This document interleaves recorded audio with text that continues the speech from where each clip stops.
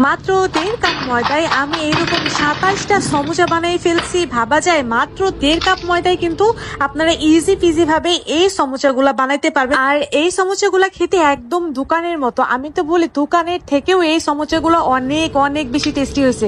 রেসিপিটা শিখে রাখুন, আপনাদের অনেক বেশি কাজে লাগবে। যেহেতু এখন বৃষ্টির দিন, এরকম চটপটা রেসিপি কিন্তু খেতে অনেক বেশি ভালো লাগে। তো প্রথমে এখানে আমি 1 কাপ ময়দা, সেই সাথে সামান্য লবণ আর সামান্য সামান্য পানি দিয়ে এরকম একটা ডো বানিয়ে নিয়েছি। এটা আমার একটু নরম হয়ে যাওয়াতে এখানে আমার আরো 2 টেবিল চামচের মতো ময়দা লেগেছে। এখন এই ডো থেকে আমি রুটি বানিয়ে নেব। প্রথমে আমি 3টা রুটি বানাবো, তার জন্য রুটিগুলোকে খুব ভালোভাবে বেলে নিলাম। 3টা রুটি বানানো আমার শেষ। এখন এর ভেতরে প্রথমেই তেলটাকে ব্রাশ করে দেব, তারপরে দিয়ে দেব কর্নফ্লাওয়ার। আচ্ছা, আজকে আমি কর্নফ্লাওয়ার দিচ্ছি যেন একদম পারফেক্ট হয় তার জন্য। তবে আপনারা এখানে কর্নফ্লাওয়ারের বদলে কিন্তু ময়দাটাকেও দিতে পারবেন। তো তারপরে দেখেন একটা রুটি বিছিয়ে দেওয়ার পর আমি কর্নফ্লাওয়ার তেল দিয়ে পরে কিন্তু আরো একটা রুটি বিছিয়ে দিলাম, আবারও তেল ব্রাশ করে দিয়েছি, আবারও কর্নফ্লাওয়ার দিয়ে দিয়েছি এবং আবারও আরো একটা রুটি দিয়ে দিলাম।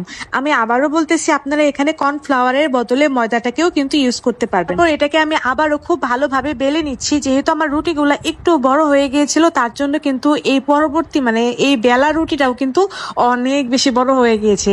আর এর পরবর্তীতে আমি কি করেছিলাম, একদম ছোট ছোট রুটি বেলে তারপর ওইরকম ভাবে, এই যে দেখতে পাচ্ছেন, ছোট ছোট রুটি বেলে তারপর তেল ব্রাশ করে তারপর কর্নফ্লাওয়ার দিয়ে তারপরে আরো একটা বড় রুটি বানিয়ে নিয়েছিলাম, এভাবে করেছিলাম। আর ওই আগের রুটিটা আমার অনেক বেশি বড় হয়ে গেছিল, ওটাকে আমার কেটে কেটে সেঁকতে হয়েছে।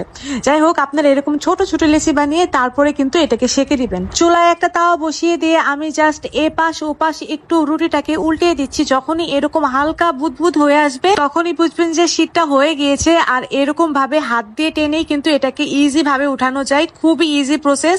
তো এভাবে করে প্রত্যেকটা রুটি আমি সেঁকে নিয়েছি। আর দেখতে পাচ্ছেন এখানে আমার কতগুলা রুটি হয়েছিল, মাশাআল্লাহ।